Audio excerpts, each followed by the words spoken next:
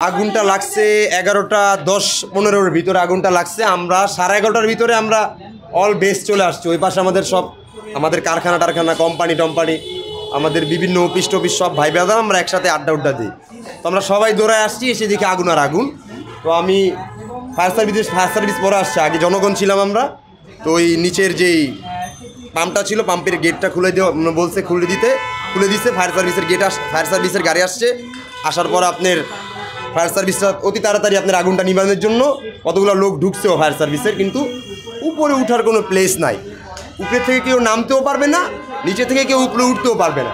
তো এই রুমটায় ছিল কিছু কর্মচারী, মানে কাজ করার জন্য 5 জন ছিল। গ্লাস ভেঙে 5 জন বেরোইছে দিক দিয়ে। তো আগুনটা ভালোই লাগছে, 3 তলা পর্যন্ত উঠে গেছে। এত পরিমাণ ধোঁয়া, এত পরিমাণ যেটা বলার বাইরে, মানে এত ইউজ পরিমাণ ধোঁয়া, মানে আমরা বাইরে থেকে কাশছি এত পরিমাণ ধোঁয়া। তো ভিতরে এই 4 জন মারা গেছে। এই 4 জনের ভিতরে এই 4 জনই আগুনে পুড়ে মারা যায় না, এই 4 জনই ধোঁয়ার কারণে মারা গেছে।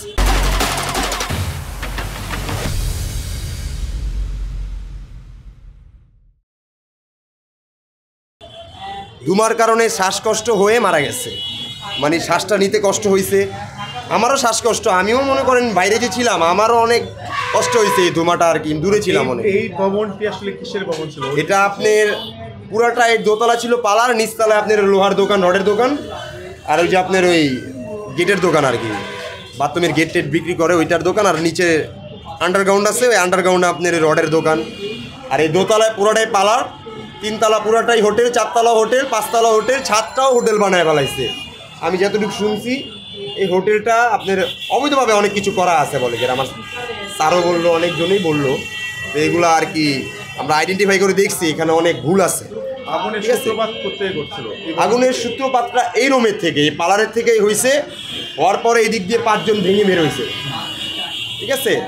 এই পুরো রুমটাতে আগুনটা ধরছে, এই কোনাটায় আগুনটা ধরছে, এই যে যেখানে এতটুকুর ভিতরে আগুনটা ধরছে। আগুন এতটুকু নিবাইতে পারছে ফায়ার সার্ভিস, ওটা নিবাইতে পারে না।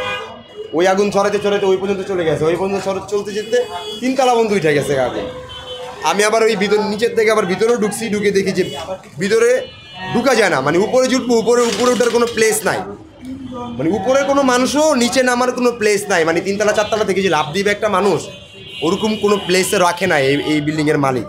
আমরা প্রায় দেখি যে ঢাকা শহরের প্রায় বিভিন্ন যে আগুনগুলো লাগে আসলে বেশিরভাগই দেখি যে অবৈধ কোনো হোটেল কিংবা অবৈধ কোনো, দেখেন আপনি কতগুলা তার, এই যে দেখেন কতগুলা তার, এগুলো একটা পার্লারের ভিতরে এইভাবে। এবং এই সমস্ত অবৈধ স্থাপনা উচ্ছেদের ব্যাপারে আসলে রাষ্ট্রের এটা পুলিশ তদন্ত করে বের করবে। আমি একটা সামান্য কর্মচারী, ওই পাড়ায় কাজ করি আমি, ঠিক আছে। তো আমরা যতটুকু জানি এখানে অনেক ভুল আছে, এটা পুলিশ তদন্ত করে ভাই করবে, ঠিক আছে, আইডেন্টিফাই করবে। এমনি 4টা লাশ এমনি ঢাকা মেডিকেল পাঠাইছে, ওই 4টা লাশও শনাক্ত করা হবে।